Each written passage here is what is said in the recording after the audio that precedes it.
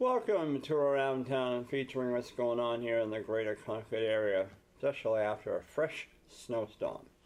I'm your host, Dick Patten, and I hope you're all well out there. And now we're in the flu epidemic, supposedly.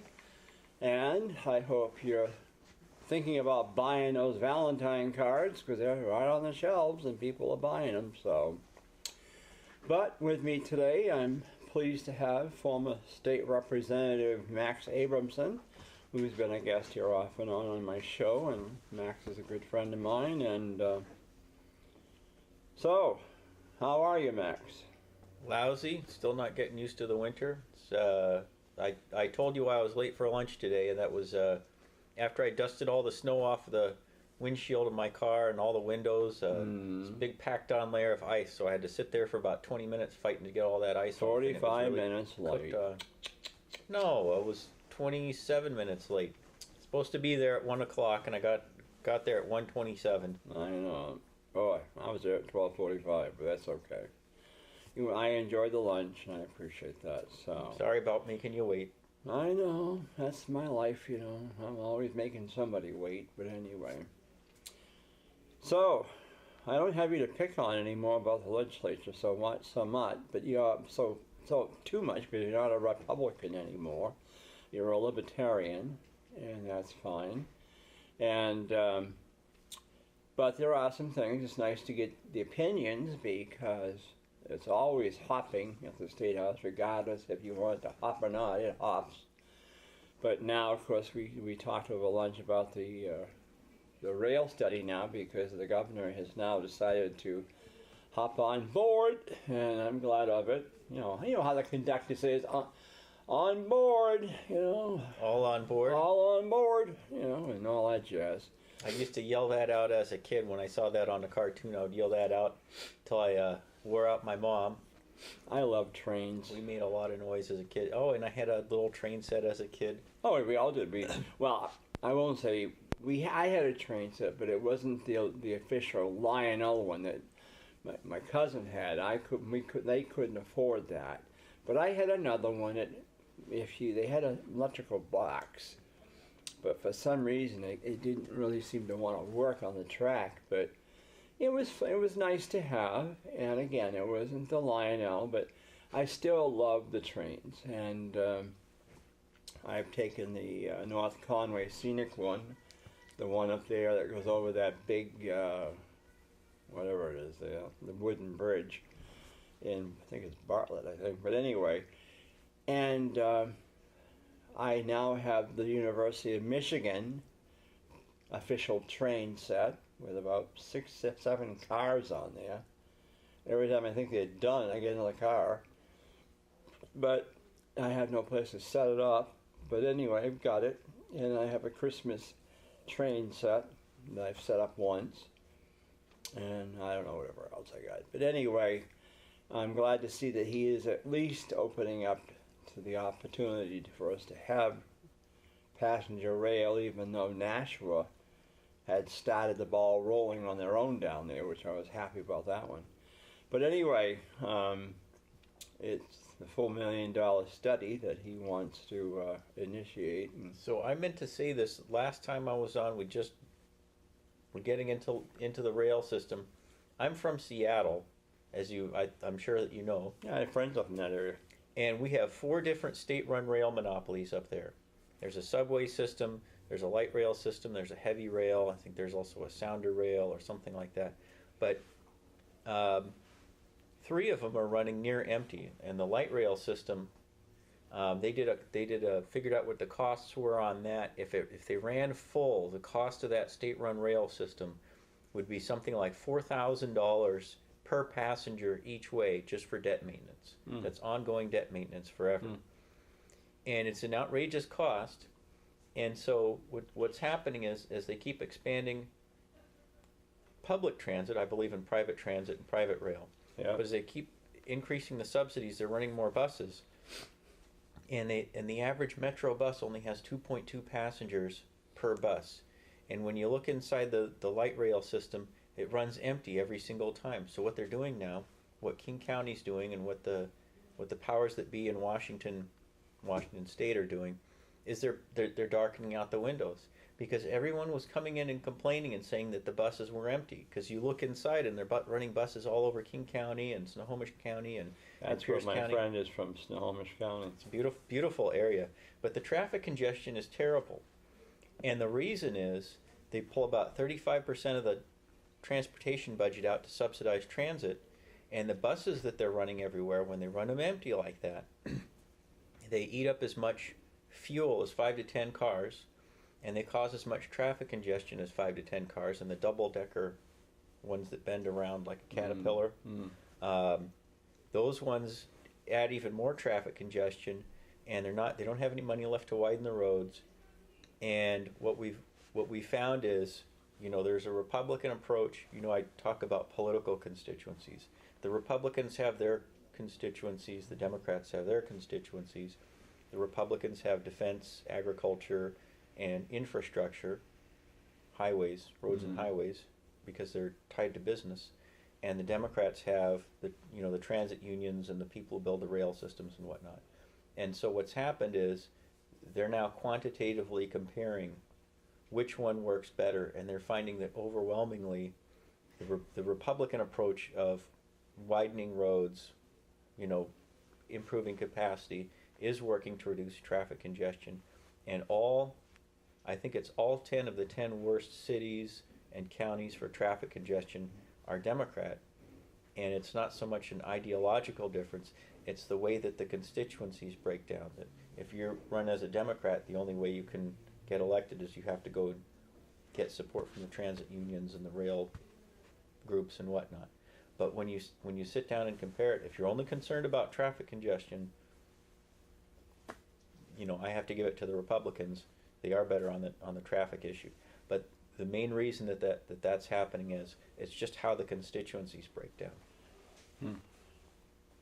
Well, I've said not being as smart as you are in this stuff, but my observation has been that the buses don't want the trains because they're afraid of competition. The car dealers don't want trains in it because they're afraid people won't buy cars. And then you got the freight truckers who don't want trains because they're afraid to have increased freight service in here. And then you've got outfits like Pan Am, who are supposed to be the managers of this stuff. They're doing nothing to upgrade the tracks at all. Period. Every time you want progress on something, there's a constituency out there that is going to try and block you. We had Uber, Lyft, and Chariot, the ones who do the ride sharing, and they're getting set up all over the country. And what they're encountering is the taxi companies are using their political clout with these big cities, Manchester, Portsmouth, to block competition from Uber. And they were arresting people of all ages for driving Uber, and they sent their police out for undercover operations to arrest Uber drivers. And it's just the most ridiculous thing.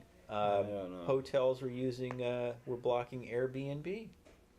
I was at a Portsmouth City meeting, and they had the owners, they weren't saying that, but they were stockholders in these companies and had various business connections with the luxury hotels. Well, now they're coming in and they're not concerned with most of the people are not concerned with the development of the city.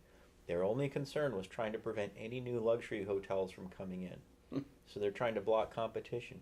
I mean, when I got involved in the Libertarian Party, I found out about all kinds of things. Airlines are using FAA regulations to block competition at smaller airports. Manchester is one of the few small airports where they allow any company to compete there. But you keep finding this going on and on and on in housing. You find it in apartments. You find it in everything you can imagine. You continue to find the same routine where there are different unions, there are different companies, there are different contractors, there are different groups, and they want to block competition. And the reason your taxes are so high, the reason consumer costs are so high, the reason healthcare costs are so high is Big Pharma uses the FDA's approval process, and they use patent abuse to block competition in pharmaceuticals, and that drives healthcare costs up. and it's going on and on and on like this. Hmm. But I don't know. It's just to me, they forget it's the people. The people are the ones that can benefit by it or whatever. No, it's not. They don't take that into consideration. It's the big wigs, and that's what's so sad. What if the people, if they can save a few dollars, go by train or something, and or whatever? But no, can't do that. But there was a private company. Here's another example. In Seattle, there was a private company. I was telling you about this during lunch. They came along, and at no cost to the taxpayer, they were willing to build their own private rail system that would provide service. They got up and they gave a whole presentation and explained how they were going to do it, and they had the funding and investment, and they had the whole plan laid out. And the county officials, they didn't even want to hear it. They didn't even want to hear it. And the only reason they didn't care about the rail system, they didn't care about the traffic. All they cared about was the $8 billion for the light rail system. Yeah. And that was $8 billion in payoffs to state contractors and suppliers and union officials and probably trade schools and landowners and everything else who were going to make money. And right before they were about to put that system together, they had the route set up a certain way, the most practical route, and some politician came along, he had seniority, and he came in and he said, you take that carpool station and you move it over here to my district. And so it's designed for the roads going through this way, and he he figuratively picked up the train station and moved it into his district, and it's not designed for the roads there at all, and it was completely the wrong design, and they couldn't change anything because they'd already done all the blueprints. So it's another example. I always use the example of the Soviet Union. The Soviet Union, all the economic decisions, design decisions, infrastructure, rails, bus systems weren't running on time because they were all state-run monopolies. Food, agriculture, grocery stores, schools, colleges, everything. All the decisions that affected your life were made by the collective. And most of the socialists I know just adamantly throw their hands up and they reject the Soviet Union. They say, no, that's not what we want, that's not what we want. They're pointing to liberal democracies like Netherlands or Sweden or Germany or countries that have more personal freedom, and some of them, like Switzerland, have more economic freedom now than the United States does. And the reason that we've fallen behind, I think it was the year 2000, 2001, when they do the rankings, who has the most economic freedom? Obviously Hong Kong is always at the top, and the U.S. was number 2 or 3. Well, we dropped through everything that went on with the Patriot Act, the War on Terror, a lot of the expansions of federal power, we dropped down to about 19th. And by the time we'd reached rock bottom, we were also at the rock bottom of the Great Recession. And now they've repealed some of the mandates, and I think the last year of the Obama administration, they added on, federal agencies had added on something like 185,000 pages of federal regulations. It would fill a walk-in closet with all these regulations. The IRS, the income tax code, is 10 Bibles thick. You go on and on with these mandates and environmental impact studies. It can go for 6 or 10 years. There's a restaurant owner in Cleveland, spent 12 years trying to get a permit. Just trying to get a permit. He already owned the other parking lot he needed to expand. He'd been there forever. It took him 12 years to get through the city of Cleveland's bureaucracy. And it's the same thing in a lot of these big cities. And what we keep hearing from business owners in big cities is that the bureaucracy, the permits are just out of control. San Diego Mayor Kevin Faulconer was saying, when he was running the first time, he said the permit fees for each new house, just the permit fees, not the impact fees or anything else, just the permit fees were over $26,000 per house. All that gets passed on to you. So it's about $30,000 more for the house, except you've got to pay it on a 30-year mortgage. So that's another $40,000 in interest over the 30 years. So it's costing you an extra $70,000 on your house to leverage, to finance the cost of these permits. And then California had something like $30,000 in impact fees per house, and it just goes on and on. We had a business in New Hampshire that was hit with $30,000 in fines because they switched from paying their workers from weekly to biweekly, and they thought that they were fine doing that because they've done that in other states. Now they do it here, and the Department of Labor shows up. Oh, $30,000 in fines. For what? You know, the workers agreed to it. They were fine with it. You've got boat owners and ship owners getting hit with $35,000 in fines for leaving the door open. I mean, when they add it all up, it's the whole cost of regulatory compliance and regulatory fines runs into the hundreds and hundreds of billions of dollars. And one of the things that's driving out our manufacturing jobs is, you know, the electricity costs we're always hearing about, the rising healthcare costs we're always hearing about, but also the regulatory costs. So the cost of labor mandates, I think the National Small Business Administration said it's something like $7,000 per year per worker for small business. Still about $2,500 a year for big business. Wow. But when you get to all regulatory compliance for manufacturing, it's something like $35,000 per year per worker.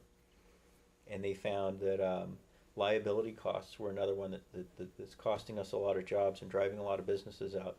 It was costing more money for liability, for worker liability and workman's comp and injury cases and whatnot, lawsuits, discrimination lawsuits and whatnot for shipping companies than the base wages of the sailors. So you had shipping companies just going over to Europe. They were paying their workers more, but they were saving money because they were saving money on all the out of control, you know, business taxes and liability costs and regulatory costs and whatnot. Even paying their workers more, they were saving money, so they would just go overseas. We were losing a whole shipping company, so now that's another area where we're down to about 69,000 employees, 69,000 jobs in maritime. Or the fishermen, where we've gone from 100 fishing jobs, 100 fishing ships in Hampton Harbor. I don't know if you've been out there, where they still have a few fishing ships. We went down to 9 when I ran, and I put in that House resolution on the fishing fleet, asking Congress to do something about it. Well, just in the time that it took for that resolution to get up to Congress and then to put in a bill and actually take action on it, we lost another fishing vessel. So we've gone from 100 fishing vessels down to 8. And it's all because businesses are being regulated to death. They're being sued to death. They're being taxed to death. Our schools, Winnicott just reported, Winnicott High School out on the seacoast, they just reported what this year, just this year's cost increase for healthcare is. It's 23.8%. It's a 23.8% increase. So I put in a citizens petition, and I sat down and I figured out, okay, what is this costing the taxpayers? $24 million budget without warrant articles, divided by 1,030 full-time equivalent students. It's $24,000 per year per student for high school. And because the budgets are so pressed, we don't have money to do everything. Well, Keno, you brought some folks. I know we're getting down. Well, we got 8 minutes left, but still, I want you to go do your things you brought here, your graphs. So, drug policy. I meant to show this to you. Yesterday, I went to a wake for a girl who's a friend of my friend, and she just passed away. I think I've lost it. So this girl was 24 years old. She passed away last week, and we went to her wake, and this has been the third woman who's died in the last 3 years. The third person who's died in the last 3 years in my network of people. We lose about a dozen people a year just in Seabrook alone. And we lose, I think, New Hampshire-wide, we're losing almost 500 people a year to the drug crisis. And so I've looked overseas, and we found that there are about a dozen countries that have already largely solved the drug problem. And they are all doing basically the same thing. They're moving away from pouring money into prisons and arrests and SWAT raids, 80,000 SWAT raids into people's homes every year. They've stopped putting their money into enforcement. They've moved it into drug treatment, prevention, recovery support, employment support. And one of the memes, I don't know if you can get this on camera, one of the images that's going around the internet right now is this picture, and it's I'm sure all your Ian, viewers have seen is it. this getting on camera? It is, okay. Is they ask, how did Portugal cut drug addiction in half? They cut heroin use and drug use in half right away, but cutting drug addiction is a lot harder. It took about 10 years, but they stopped spending their money on prisons and they put it into treatment, rehab, recovery support. They also put it into something called employment support, and it turns out that for drug addicts coming out, they have to have something else to move to other than, just being unemployed.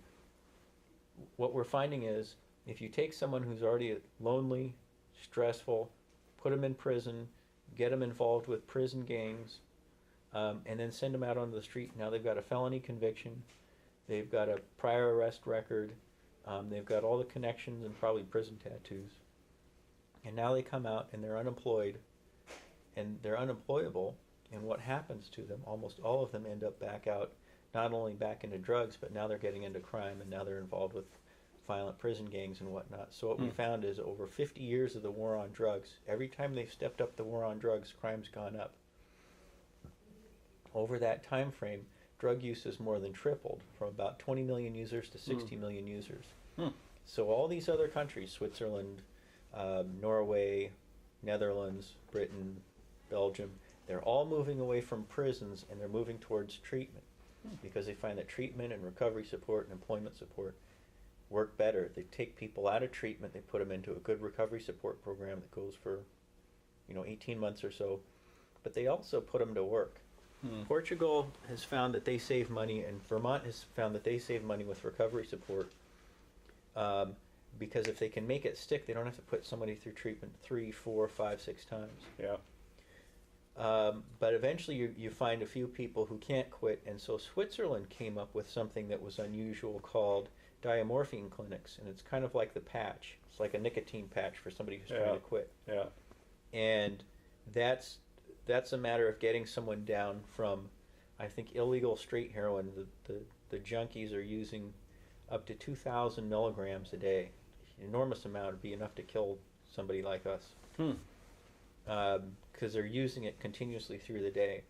What they do with diamorphine clinics is they get them off of street heroin and they get them on this clear liquid that's in a small bottle about this big, and they send them to a clinic, and they're getting very small doses of usually 5, 10, 15 milligrams, maybe 25 milligrams at first, but they're not getting high off of the diamorphine.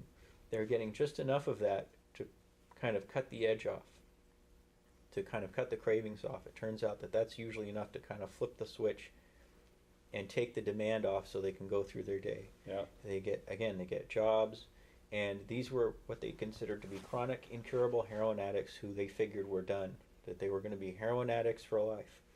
And they found by the end of this pilot project, 22% of them had quit. So they put it to a national referendum. 70% of the voters said, let's keep going with it. And now, all these years later, 23, 24 years later, 90% of the people who got involved with this and stayed with it have quit heroin.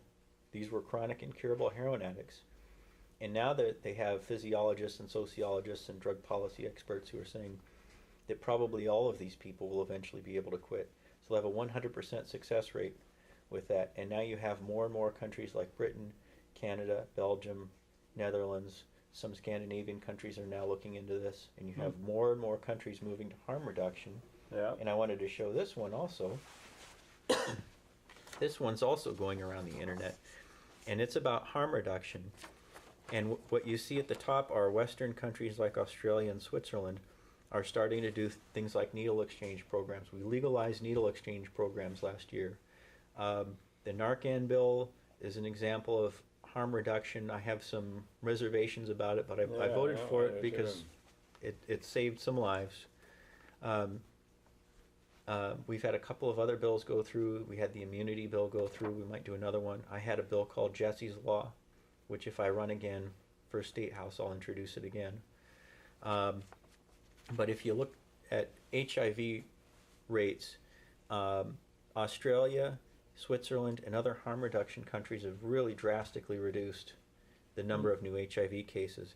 When you get down to the bottom, countries like Thailand and Russia have not put anything into harm reduction, but they're not allowing it. Countries that don't allow harm reduction, you have all these private charities and hospitals that are willing to do it. That's why House Bill 1601 was important, because it just allowed needle exchange programs. It didn't provide any funding for it, but that's still a big step. Here you have the U.S. and Malaysia. We have only kind of moderate harm reduction policies, and we've only slightly reduced the number of new HIV/AIDS cases. So we've lost as a country